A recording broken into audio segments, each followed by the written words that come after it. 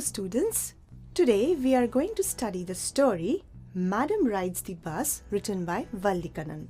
Let us talk a little about the writer before delving into the story. The Tamil writer, journalist, critic and translator R.S. Krishnasamy used the pseudonym Valli Kannan. In 1978, he received the Sahitya Akademi Award for his critical work called The Birth and Growth of Modern Tamil Poetry. He died in 2006. We shall now begin with the story. Right at the beginning, we are introduced to the 8-year-old girl, Valliammai or Valli. She is the central character of today's story. Valli is a loner who prefers observing the street from a front door rather than playing with the children of her age. Among all the things she observes, she is particularly interested in a bus. The bus travels between her village and the town. She is envious of her friends who get to ride the bus and visit the town. She desperately longs for a chance to do the same. Often, one of her friends would ride a bus and describe the sights of the town to the other girls. Valli and her friends would taunt her and call her proud. Neither Valli nor her friends understand what proud means and use it as a slang. From this little interaction, we learn how certain foreign words infiltrate the vocabulary of local or rural people with changed meanings. Just as many villagers wish to get a taste of city life, they also aspire for an English education. Let us come back to the story. Valli gathers information about the town by listening to the passengers who travel by the bus. She learns that the bus takes 45 minutes to reach the city and the fare for one way is 30 paisa.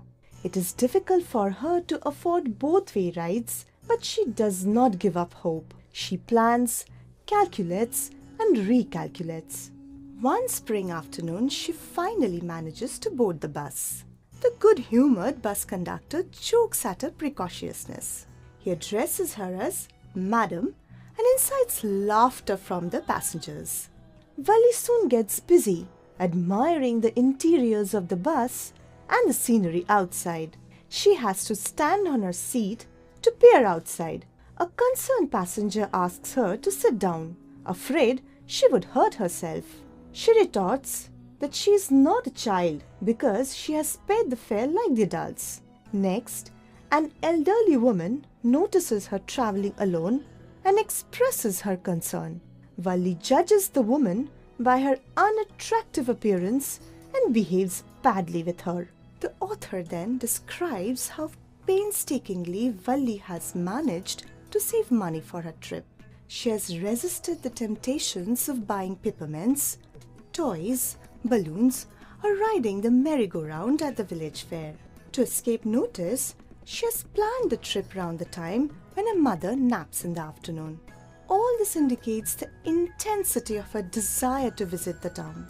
Next, we see Valli's first experience of a moving bus. The thrill of her first ride is expressed in how she observes the motion of the bus. The bus rolled on now, cutting across a bare landscape, now rushing through a tiny hamlet or past an odd wayside shop. Sometimes the bus seemed on the point of gobbling up another vehicle that was coming towards them or a pedestrian crossing the road. Suddenly, the bus encounters a disturbed cow running wildly in the middle of the road. Being too young, the girl fails to understand the cow's pain and laughs uncontrollably at the funny sight. The bus finally moves into the town. It is Valli's first sight of the town. Valli is filled with wonder at the abundance of glittering merchandise and people.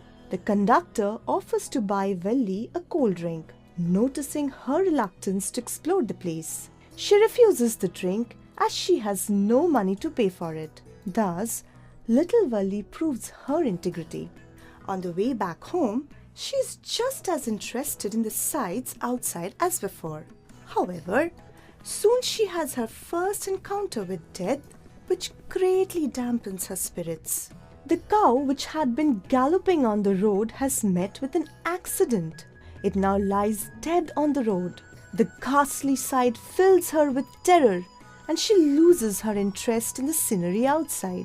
She probably also realizes that her thoughtless laughter at the animal's plight on the up journey had been insensitive.